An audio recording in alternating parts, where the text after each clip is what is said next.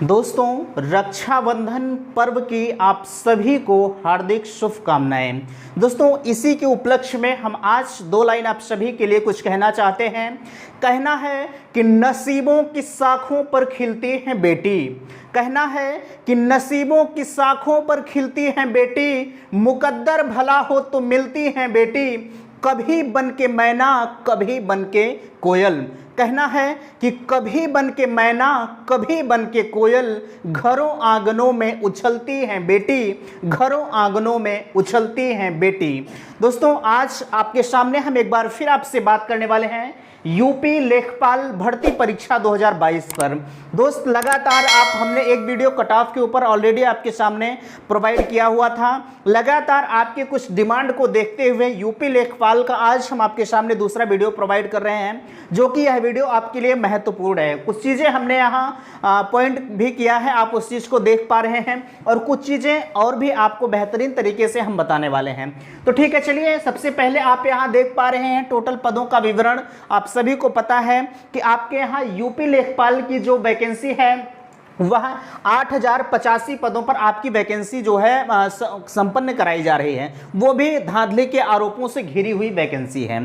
ठीक है, आप सभी को पता है। खैर देखिए, यहाँ हमने लिखा है कि किस कैटेगरी के लिए कितने पद इसमें एलिजिबल माने गए हैं। ठीक है, अगर यहाँ हम जनरल की बात करें तो जनरल के जो पोस्ट रखे गए हैं वह 3271 पोस्ट रखे गए हैं। अगर वहीं हम ईडब्ल्यूएस की बात करें तो ईडब्ल्यूएस में 798 पोस्ट हैं, और ओबीसी आप अगर देखें तो 2174 पोस्ट आपके रखे गए हैं। उसी के क्रम में अगर हम एससी की बात करें तो 1690 पोस्ट रखे गए हैं, और एसटी की अगर हम बात करें तो 152 रखे गए हैं।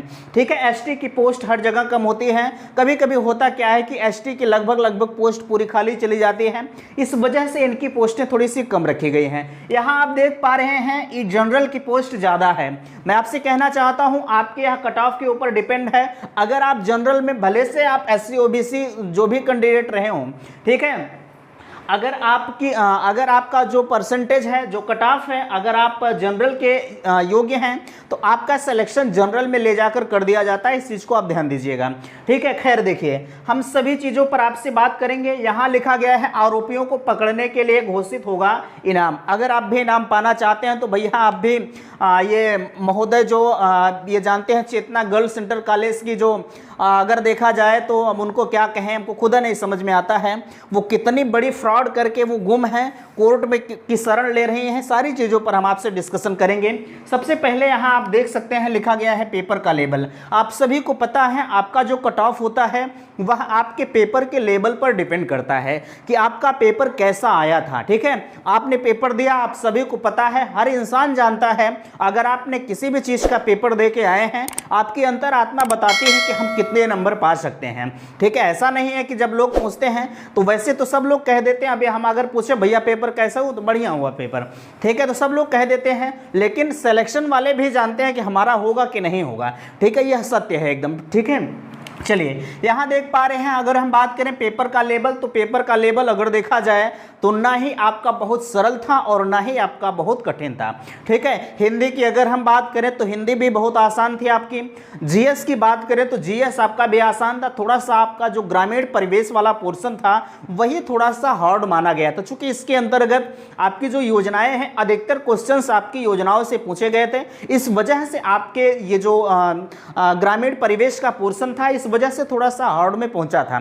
ठीक है, वहीं अगर हम मैथ की बात करें तो मैथ अगर जिनका स्ट्रांग था, जाहिर सी बात है उनके लिए मैथ तो 0 लगता है, लेकिन जिसका कमजोर होता है मैथ उनके लिए पहाड़ होता है। ठीक है, तो पेपर ना ही आपका सरल था, बिल्कुल अगर हम कहें मॉडरेट था आपका, ना कठिन था ना सरल था।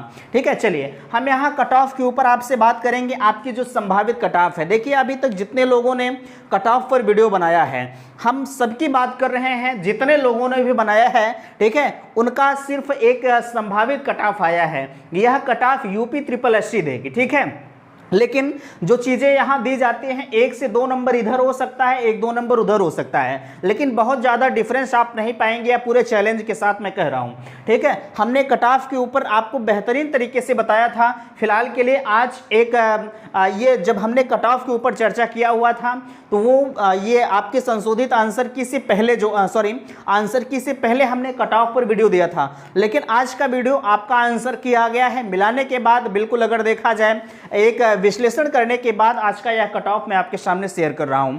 ठीक है, चलिए देखिए, सबसे पहली चीज लिखी गई है कट ऑफ के ऊपर। अगर हम बात करें तो जनरल की कट ऑफ कितनी हो सकती है। ठीक है, जनरल की कट ऑफ पर अगर हम बात करें आपसे, तो लगभग आपकी कट ऑफ जो है 80, ठीक है, 80 प्लस जा सकती है। ठीक है, प्लस माइनस आप 82 कर सकते हैं। ठीक है, 80 के आसपास में आपकी कट ऑफ जनरल की रह सकती है। प्लस माइनस का मतलब हमने यहाँ किया है 80 से 2 नंबर इधर भी हो सकता है और 80 से 2 नंबर आगे भी जा सकता है। ठीक है, लेकिन इसके इर्द गिर्द में आपकी कट ऑफ रहेगी, यह अटल सत्य है एकदम। ठीक है, वहीं अगर हम बात करें आपसे ईडब्ल्यूएस की, ठीक है, ईडब्ल्यूएस की बात करें, हमने आपको ईडब्ल्यूएस कोटा आप सभी को बताया था कि ईडब्ल्यूएस कोटा एक ऐसा कोटा होता है जिसकी कट ऑफ बहुत हाई लेवल भी जा सकती है और इनकी कट ऑफ बहुत लो भी जा सकती है। ठीक है, इस पे दोनों चीज़ें डिपेंड करती हैं, लेकिन इस पर तो फिलहाल के लिए एक संभावित कट ऑफ बिल्कुल दी जा रही है।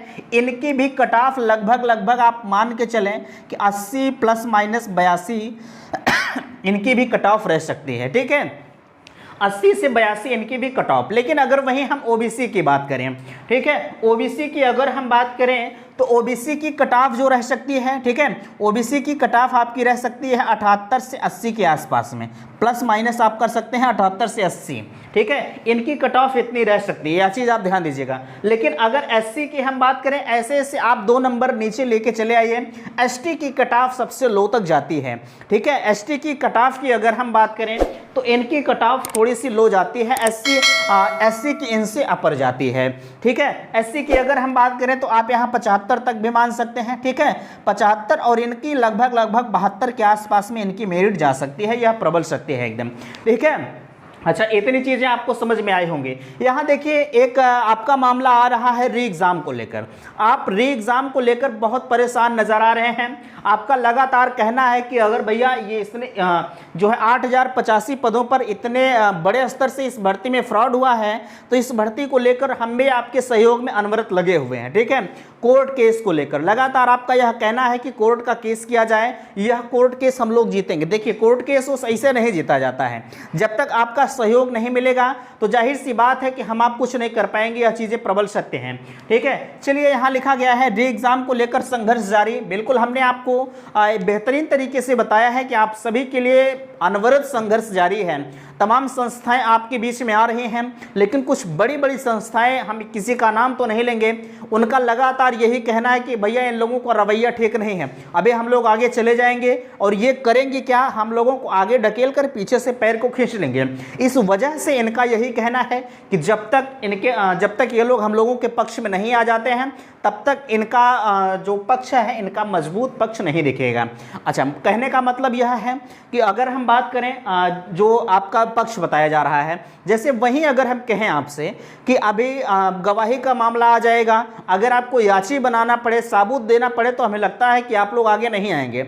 वैसे तो आप कमेंट बॉक्स में री एग्ज़ाम लिख के जा रहे हैं, वह चीज़ मुझे भी पता है। ठीक है, लेकिन इस चीज़ को आप कम से कम फॉलो करें। अगर आपसे कोई कह रहा है तो आप सुनने का प्रयास करें, निचान सुना इस काम नहीं चलेगा। ठीक है, आपको थोड़ा सा सहयोग भी करना होगा कि आप भी आगे आइए, हम लोग तो आपका नेतृत्व कर ही रहे हैं। ठीक है, चलिए, यहाँ देखिए, री एग्ज़ाम की जहाँ तक संभावनाएं हैं, कोर्ट केस के बाद ही जो कोर्ट केस के बाद ही यह निर्णय लिया जा सकता है कि कैसे क्या होगा। यहाँ आप देख पा रहे हैं, दूसरा मुद्दा आता है कि विवादित प्रश्न व कॉमन नंबर का मामला।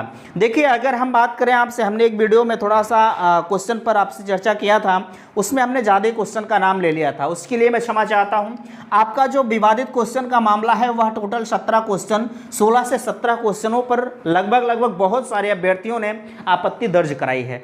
ऐसे में सवाल उठना लाजमी है कि क्या 16 से 17 क्वेश्चन पर सभी को कॉमन नंबर मिलेगा? तो मैं आपसे बताना चाहूँगा, ऐसा कुछ नहीं है। जहाँ तक कॉमन नंबर का मामला है, आपका 3 से 4 नंबर, ठीक है, कितना 3 से 4 नंबर आपको कॉमन नंबर मिलने की प्रबल संभावनाएं हैं। ऐसा नहीं है कि आपने 17 क्वेश्चन पर आपत्ति दर्ज कर दी है तो आपको 17 क्वेश्चनों पर जो है कॉमन नंबर मिल जाएगा, नहीं, 3 से 4 नंबर भी बहुत ज़्यादा मैं श्योर आपसे नहीं कह सकता हूं, लेकिन इतना मैं जरूर दावा करूंगा कि आपको 2 नंबर 100% सभी को कॉमन नंबर मिलेगा, क्योंकि 2 प्रश्न आपके ऐसे हैं जिनका 2-2 ऑप्शन सही है। इस वजह से 2 ऑप्शन 3 ऑप्शन भी लगभग सही माने जा रहे हैं। कुछ प्रश्न ऐसे हैं जिनके सारे जो है क्वेश्चन वो आंसर विवादित हैं।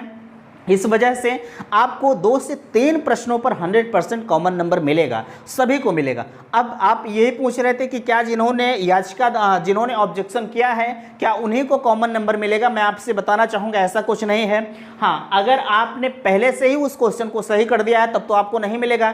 आपका नंबर घट भी बढ़ सकता है, आपका नंबर बढ़ भी सकता है इस कॉमन नंबर में, ठीक है। ऐसा नहीं है कि हमने कह दिया सभी को बढ़ेगा सबका बढ़ेगा, नहीं, ऐसा कुछ नहीं है। आपका 2 नंबर घट भी सकता है और 2 नंबर बढ़ भी सकता है। यह चीजें आप ध्यान दीजिएगा। जैसे होता क्या है कि अगर जिस प्रश्न पर कोर्ट आपको नंबर दे रहा है, हमें लगता है कि अगर आपने पहले से उसे सही कर दिया है तो आपको नहीं मिलेगा, ठीक है, आपको उस क्वेश्चन पर नंबर नहीं मिलेगा, यह सत्य है। हाँ, अगर आपने पहले से ही उस क्वेश्चन को गलत किया है और कोर्ट उस ऑप्शन को बदल रही है और वह ऑप्शन आपका गलत है तो उस कंडीशन में आपको नंबर कॉमन मिलेगा, ठीक है।